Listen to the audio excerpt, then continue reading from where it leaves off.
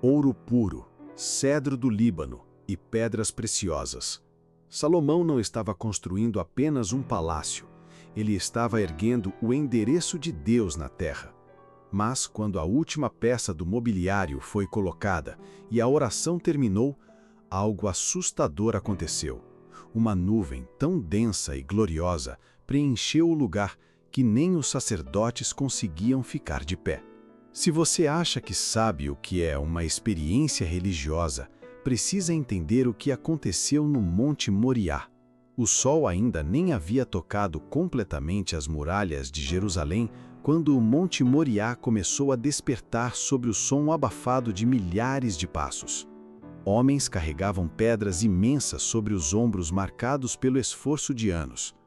Outros conduziam vigas trazidas das florestas do Líbano, cujo aroma de cedro impregnava o ar da Cidade Santa.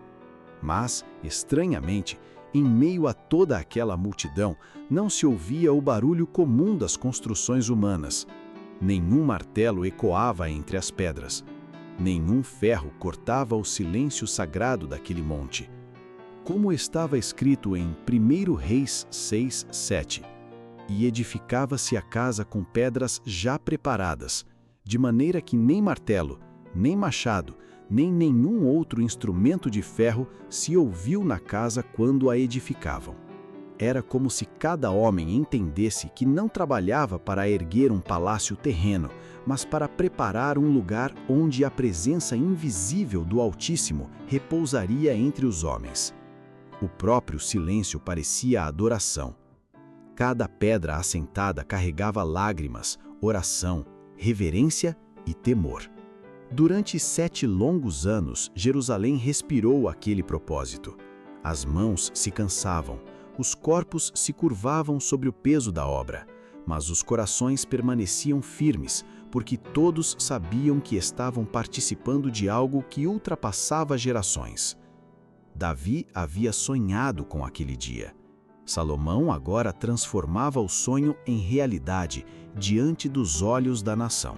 Enquanto as estruturas do templo subiam lentamente sob os fundamentos lançados com precisão, outro trabalho igualmente sagrado acontecia longe dos olhos da multidão. Sob a liderança de Hirão de Tiro, artesãos habilidosos moldavam os utensílios destinados ao serviço do Senhor. O ouro reluzia sobre a luz do fogo. O bronze derretido escorria em formas cuidadosamente preparadas. Cada detalhe era executado com temor e excelência, porque nada naquele lugar podia ser comum. As Escrituras descrevem Hirão em 2 Crônicas 2, 13 e 14 como um homem sábio de grande entendimento, hábil para trabalhar em ouro e em prata, em bronze, em ferro, em pedras e em madeira. Não era apenas habilidade humana. Havia naquele serviço uma inspiração silenciosa, como se o próprio céu conduzisse as mãos dos homens. O altar de incenso foi preparado. A mesa dos pães da proposição recebeu seus detalhes dourados. O castexal com suas lâmpadas tomou forma lentamente, refletindo a luz em cada extremidade polida. Tudo era feito de ouro, do mais perfeito ouro, como declara 2 Crônicas 4:21. Nenhuma peça era apressada, nenhum detalhe era ignorado, porque o Deus que pisaria naquele lugar era santo. E enquanto os homens moldavam ouro e bronze, Deus moldava algo ainda mais profundo, o coração de uma nação inteira, que começava novamente a compreender a grandeza da presença divina. Quando finalmente o templo ficou concluído, Jerusalém parou para contemplar aquilo que palavras humanas mal conseguiam descrever. O brilho do ouro refletia a luz do céu como fogo vivo. As pedras preciosas incrustadas nas paredes pareciam carregar fragmentos da própria eternidade. As grandes colunas se erguiam majestosamente diante dos átrios espaçosos, enquanto enormes portas revestidas de cedro lavrado guardavam o lugar separado para Deus. Mas a verdadeira beleza daquele templo não estava apenas em sua aparência. Havia algo invisível naquele lugar, algo que fazia homens fortes abaixarem a cabeça em silêncio ao cruzarem os portões. O templo se tornava um símbolo vivo de algo muito maior. Assim como pedras haviam sido preparadas cuidadosamente para ocupar seu lugar na construção, Deus também preparava um povo ao longo dos séculos para formar seu templo espiritual. Como escreveu Paulo em Efésios 20 e 21, Cristo é a principal pedra de esquina, no qual todo o edifício bem ajustado cresce para templo santo no Senhor. Cada detalhe daquela construção apontava para uma realidade eterna. O ouro desapareceria um dia, as paredes cairiam no futuro, mas a obra espiritual que Deus estava edificando jamais seria destruída. E talvez muitos ali ainda não compreendessem completamente, mas o verdadeiro templo que o Senhor desejava habitar nunca seria feito apenas de pedra, madeira ou ouro. Seria formado por vidas rendidas à sua presença. Então chegou o dia aguardado por toda uma geração. O templo estava pronto. O sonho de Davi havia se tornado realidade pelas mãos de Salomão. Como declara 2 Crônicas 7:11, tudo quanto Salomão intentou fazer na casa do Senhor e na sua casa, prosperamente o efetuou. Mas ainda faltava algo. O edifício estava completo, porém vazio, sem a manifestação daquele para quem havia sido construído. E naquele amanhecer solene, multidões começaram a subir lentamente o Monte Moriá. Homens, mulheres, sacerdotes, anciãos e levitas caminhavam com o coração tomado por reverência. O lugar onde agora o templo repousava já era sagrado muito antes de existir qualquer pedra ali. Foi naquele monte que Abraão ergueu o altar para oferecer Isaque em obediência à voz de Deus. Foi ali que o Senhor confirmou sua promessa de redenção para a humanidade. Foi ali também que Davi clamou misericórdia quando o anjo destruidor estendeu a espada sobre Jerusalém, e Deus respondeu com fogo vindo do céu, conforme registrado em 1 Crônicas 21. Cada pedaço daquele solo carregava memórias de entrega, lágrimas, temor e redenção. E agora, mais uma vez, Israel se reunia naquele lugar para renovar sua aliança com o Deus vivo. O ar parecia carregado de expectativa, porque todos sabiam que naquele dia não seriam apenas homens entrando no templo, mas o próprio Senhor seria convidado a habitar entre eles. O 7º mês havia chegado. Jerusalém respirava festa, expectativa e reverência. Das estradas empoeiradas surgiam caravanas vindas de todas as regiões de Israel. Famílias inteiras caminhavam em direção à Cidade Santa, trazendo nos olhos o brilho da celebração e no coração a memória de fidelidade de Deus. Era o tempo da Festa dos Tabernáculos, a estação em que o povo recordava os anos no deserto, quando o Senhor habitara com eles em tendas e os conduzira sob a nuvem durante o dia e sob o fogo durante a noite. Agora, porém, tudo parecia diferente. Os anos de guerras haviam passado. A colheita terminara. O povo descansava dos trabalhos do campo. E naquele ano havia algo ainda maior do que a própria festa. O templo finalmente estava pronto. Jerusalém nunca parecera tão viva. O som das vozes se misturava às músicas que ecoavam pelos átrios recém-construídos. Vestes coloridas brilhavam sob a luz do sol, enquanto representantes de nações estrangeiras observavam admirados o esplendor de Israel. Mas o que realmente tornava aquele momento inesquecível não era a riqueza, nem a arquitetura, nem a multidão reunida. Era a sensação de que Deus estava prestes a responder a séculos de espera. Como se o céu inteiro estivesse silenciosamente inclinado sobre Jerusalém, observando cada detalhe daquela consagração solene.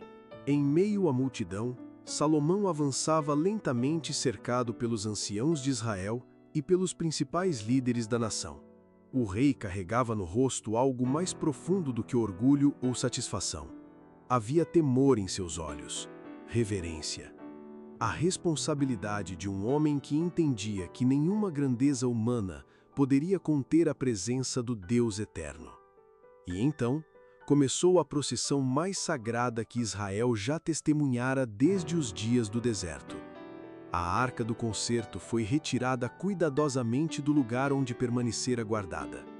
Dentro dela estavam as 2 tábuas de pedra escritas pelo próprio dedo de Deus, contendo os mandamentos entregues a Moisés no Sinai. Aquela arca não era apenas um símbolo religioso, Ela representava a aliança viva entre Deus e seu povo. Cada passo em direção ao templo parecia carregar o peso de toda a história de Israel. Assim como Davi havia feito anos antes, Salomão ordenou que sacrifícios fossem oferecidos continuamente ao longo do caminho. A cada 6 passos, o sangue dos animais era derramado em adoração e entrega diante do Senhor. O som dos cânticos aumentava enquanto, em meio à multidão, Salomão avançava lentamente cercado pelos anciãos de Israel e pelos principais líderes da nação.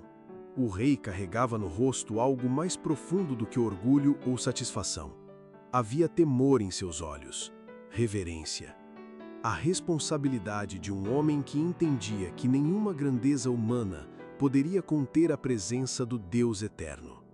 E então, começou a procissão mais sagrada que Israel já testemunhara desde os dias do deserto.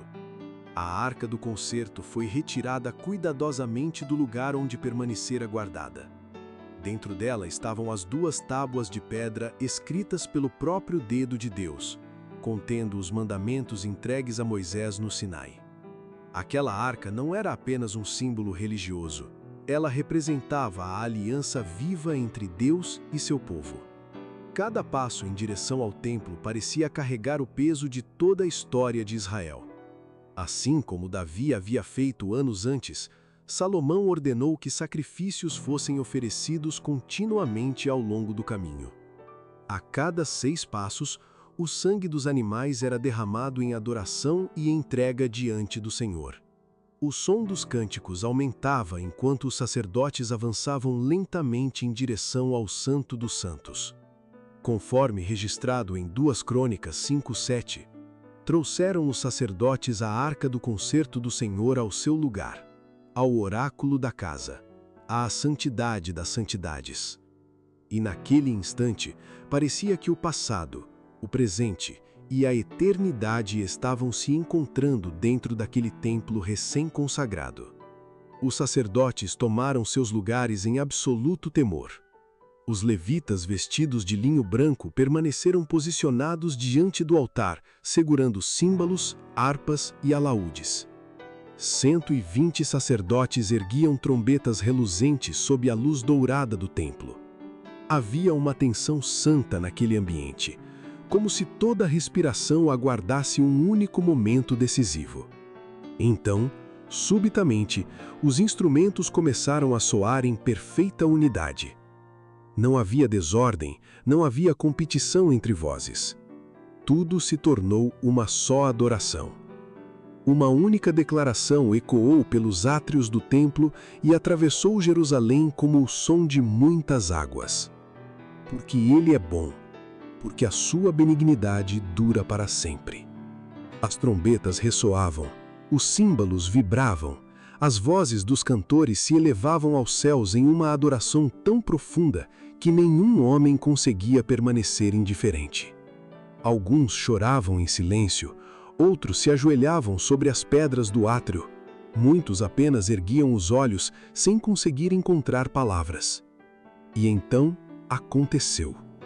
Algo que nenhuma riqueza humana poderia produzir, algo que nenhuma cerimônia conseguiria fabricar.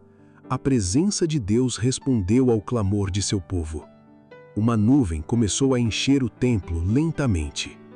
Não era fumaça comum, não era neblina, era a manifestação visível da glória do Senhor, descendo sobre aquele lugar santo. O ambiente mudou instantaneamente. O som dos instrumentos pareceu desaparecer diante da intensidade daquela presença. A nuvem sagrada tomou conta do templo de tal maneira que os sacerdotes já não conseguiam permanecer ministrando. Como declara 2 Crônicas 5, 13 e 14, a casa se encheu de uma nuvem, a saber, a casa do Senhor, e não podiam os sacerdotes ter-se em pé para ministrar por causa da nuvem, porque a glória do Senhor encheu a casa de Deus. Nenhum homem precisou anunciar que Deus havia chegado. Todos sabiam. Alguns caíram com o rosto em terra, tomados por santo temor. Outros tremiam, incapazes de conter as lágrimas. Durante séculos, Israel carregara a história sobre a nuvem no deserto, sobre o fogo no Sinai, sobre a presença que falava entre os querubins. Mas agora, aquela geração estava vendo com os próprios olhos a confirmação de que Deus aceitara aquela casa construída em seu nome. O templo já não era apenas uma construção magnífica, tornara-se a habitação da presença divina. E naquele momento, enquanto a glória do Senhor enchia o santo lugar, nenhum homem ousava exaltar sua própria obra, nem Salomão, com toda a sua sabedoria, nem os sacerdotes com suas vestes santas, porque quando a presença de Deus se manifesta verdadeiramente, toda a glória humana desaparece diante da majestade do Eterno. A nuvem da presença divina ainda repousava sobre o templo quando Salomão avançou alguns passos à frente da congregação. Seus olhos contemplavam a glória que enchia a casa recém-consagrada, e naquele instante o rei compreendeu algo que ultrapassava toda a grandeza humana. Deus aceitara habitar entre seu povo. Com a voz tomada de reverência, ele declarou diante de Israel: "O Senhor tem dito que habitaria nas trevas, e eu te tenho edificado uma casa para morada, e um lugar para a tua eterna habitação." As palavras ecoaram pelos átrios enquanto o povo permanecia em silêncio absoluto. Não era um silêncio vazio, era o peso da santidade enchendo cada coração. Então, os salmos começaram a surgir entre a multidão como resposta espontânea de adoração. O Senhor reina, tremam as nações. Ele está entronizado entre os querubins, comova-se a terra. Aquele templo não era apenas símbolo de poder nacional, era testemunho vivo de que existia um rei acima de todos os reis da terra, um Deus diante do qual impérios inteiros eram apenas pó. E enquanto a fumaça do sacrifício subia lentamente aos céus, muitos compreenderam que não estavam apenas participando de uma cerimônia religiosa. Estavam diante do Deus vivo que havia guiado Abraão, aberto o mar diante de Moisés e conduzido Israel durante séculos de milagres, disciplina e misericórdia. No centro do pátio havia sido erguida uma grande plataforma de bronze. Salomão subiu sobre ela lentamente, enquanto toda a congregação permanecia em pé diante dele. O brilho dourado do templo refletia sobre suas vestes reais, mas naquele momento não havia aparência de orgulho em seu semblante. O rei parecia pequeno diante da majestade de Deus. Então ergueu as mãos sobre o povo e pronunciou palavras que carregavam a memória da fidelidade divina através das gerações. Bendito seja o Senhor Deus de Israel, que falou pela sua boca a Davi, meu pai, e pelas suas mãos o cumpriu. O coração de Salomão voltava ao passado. Ele se lembrava das promessas feitas a Davi, dos dias em que seu pai sonhara com aquele templo sem jamais vê-lo concluído. Agora tudo estava diante deles. Cada pedra, cada coluna, cada altar testemunhava que Deus jamais abandona aquilo que promete.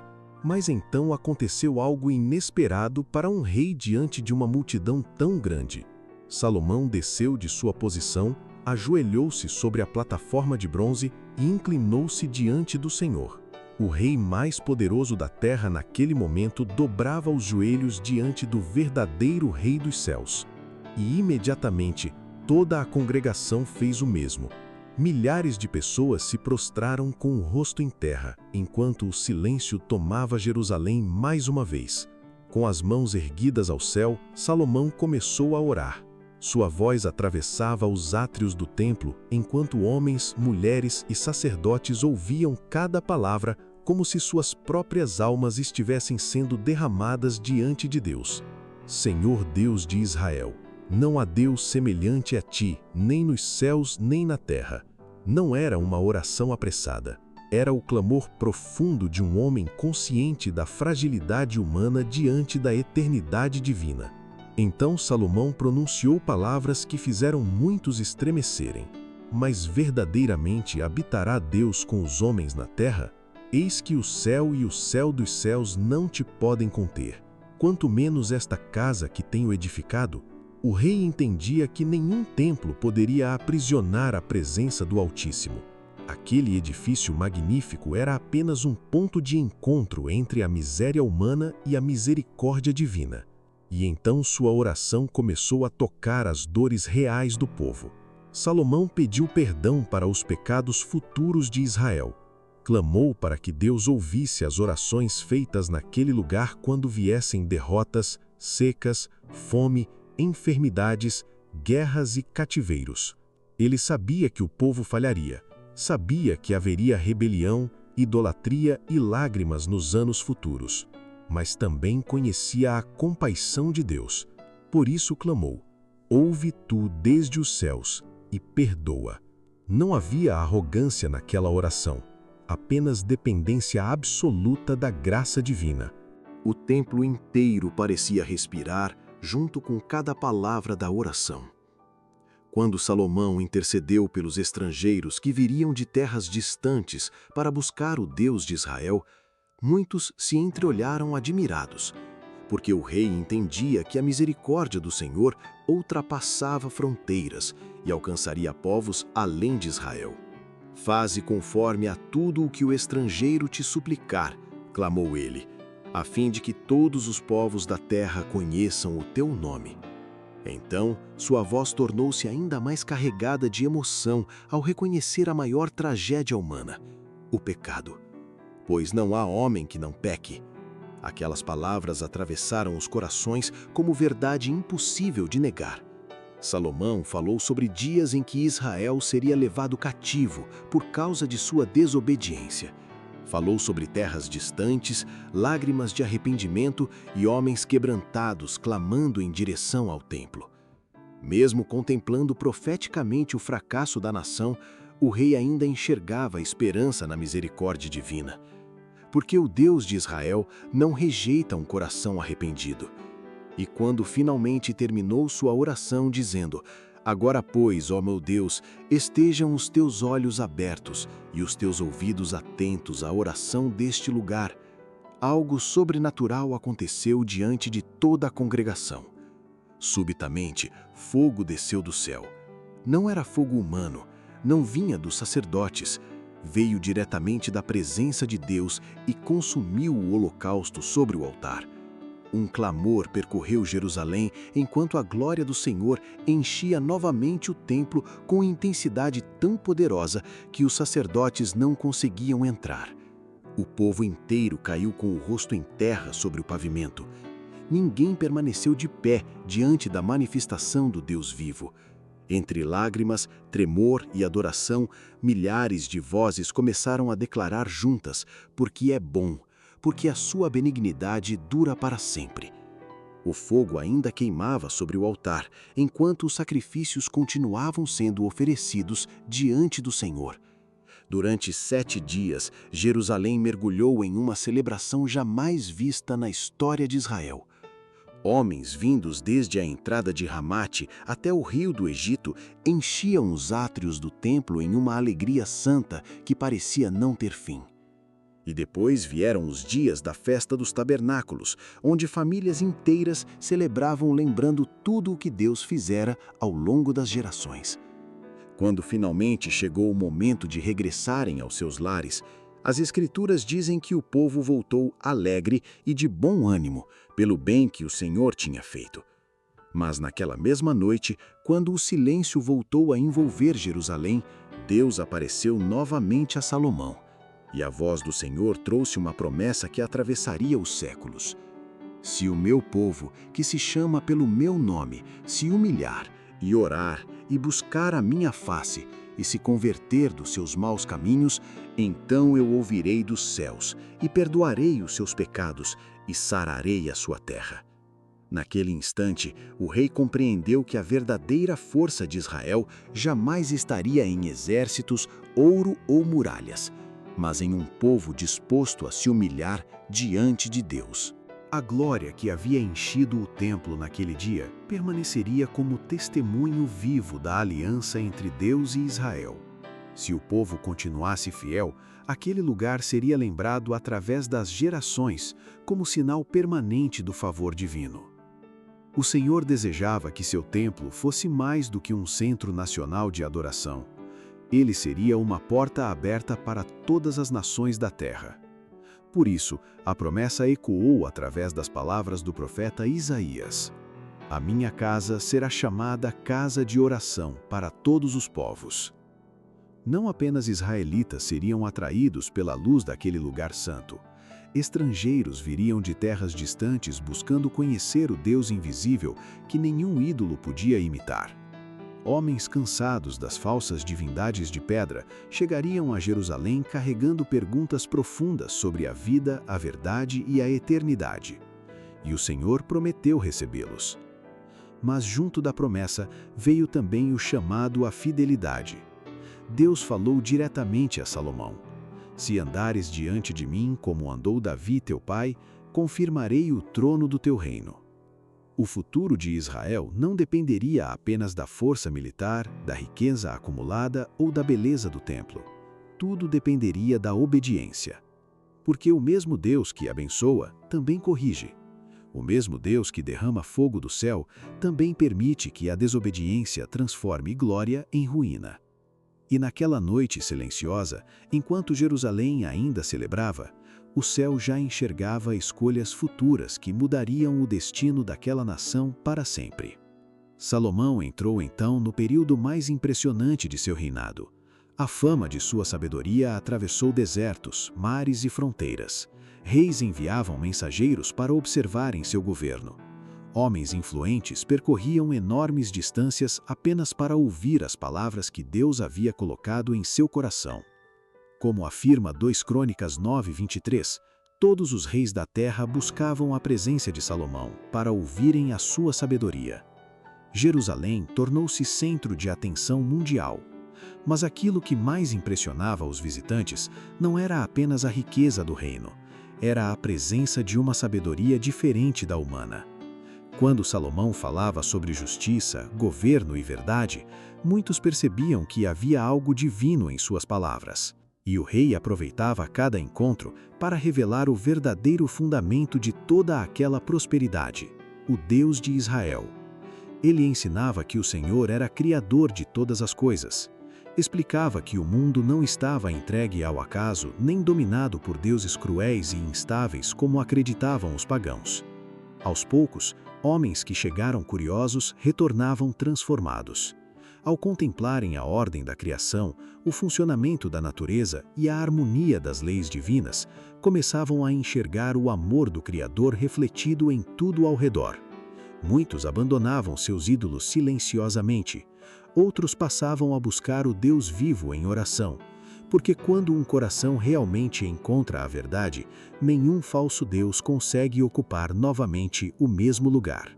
Nos primeiros anos de seu reinado, Salomão ainda conservava a humildade que havia marcado sua juventude. Ele jamais esqueceu o dia em que confessara diante do Senhor: "Sou ainda menino pequeno." Talvez fosse exatamente essa consciência de limitação que permitia a Deus derramar sobre ele tamanha sabedoria. Salomão não começou seu reinado confiando em si mesmo. Ele começou ajoelhado e, durante a dedicação do templo diante de toda a nação, voltou a assumir a posição de um simples suplicante diante do Altíssimo. Havia beleza naquela reverência, beleza rara, porque homens costumam se exaltar quando recebem honra, riqueza e autoridade. Mas Salomão ainda se curvava diante de Deus, e essa atitude se tornou um exemplo poderoso para gerações futuras. As Escrituras mostram repetidamente homens de Deus dobrando os joelhos em oração. Jesus, no Getsêmani, pondo-se de joelhos, orava. Pedro se ajoelhou diante do Senhor. Paulo declarou: "Ponho-me de joelhos perante o Pai." Daniel orava de joelhos mesmo sob ameaça de morte. A verdadeira grandeza espiritual nunca nasce do orgulho, ela nasce da reverência. E pouco a pouco o texto conduz o coração humano a uma verdade esquecida em muitas gerações. Quem perde o temor de Deus inevitavelmente começa a perder também sua presença. Porque reverência não é formalidade religiosa, é consciência profunda de que o Criador do universo está perto. O Senhor jamais desejou apenas edifícios magníficos, cerimônias impressionantes ou palavras decoradas. Desde o princípio, ele procurou corações sinceros. Salomão tentou ensinar isso ao povo durante toda a dedicação do templo. O Deus dos céus não estava preso entre paredes de ouro, não habitava ali como os falsos deuses das nações pagãs, limitados a esculturas feitas por mãos humanas.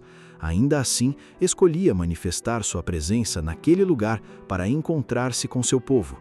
Séculos depois, Paulo repetiria essa mesma verdade ao declarar em Atenas: o Deus que fez o mundo e tudo o que nele há, não habita em templos feitos por mãos de homens.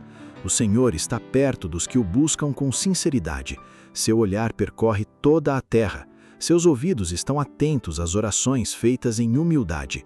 Por isso, o salmista declarou: o Senhor está no seu santo templo.